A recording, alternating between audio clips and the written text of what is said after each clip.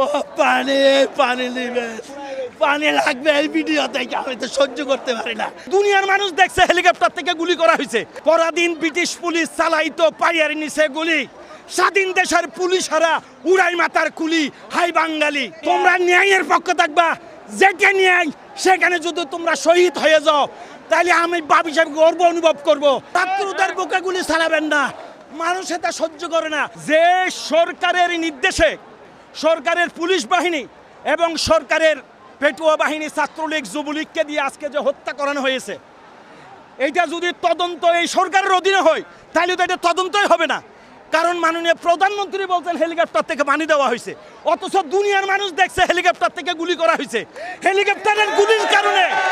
Helicopter থেকে গুলির কারণে জানালার পাশ দিয়ে, জানালার পাশে এবং ছাদের উপর লোক মারা গেছে। আমার ছেলে চট্টগ্রাম বিশ্ববিদ্যালয়ের আইআরের ফাইনালের ছাত্র।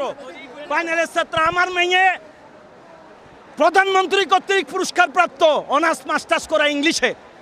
আমি তো এই দৃশ্য দেখা, আমি যখন ব্রিটিশ আমলের কথা, 52 সালের ভাষা আন্দোলনের কথা আজ থেকে 25 বছর আগে পত্রিকায় পড়ছিলাম, সেখানে প্রবন্ধতে লেখা হয়েছিল পরাধীন ব্রিটিশ পুলিশ চালাইতো পায়ের নিচে গুলি, স্বাধীন দেশে বাইয়ে বাইয়ে উড়াই মাতার কুলি।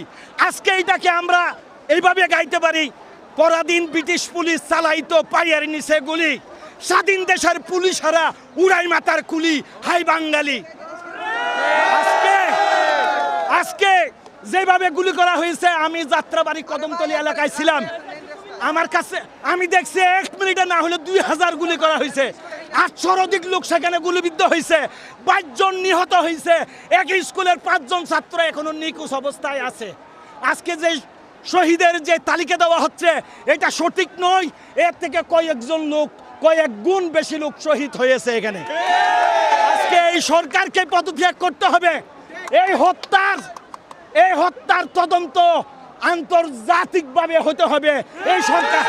এই সরকারকে আমরা বিশ্বাস করি না, জনগণ বিশ্বাস করে না, ছাত্র সমাজ বিশ্বাস করে না।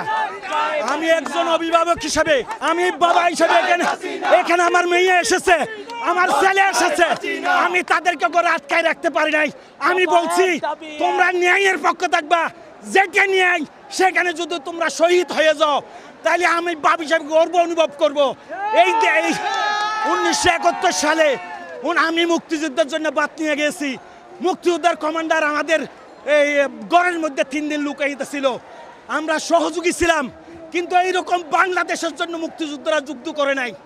এক ব্যক্তি, এক দল, এক নেতা পুরো দেশটাকে আজকে সুচিবুচি খাচ্ছে। শেষ পর্যন্ত ছাত্রদের পাশে থাকবো ইনশাআল্লাহ।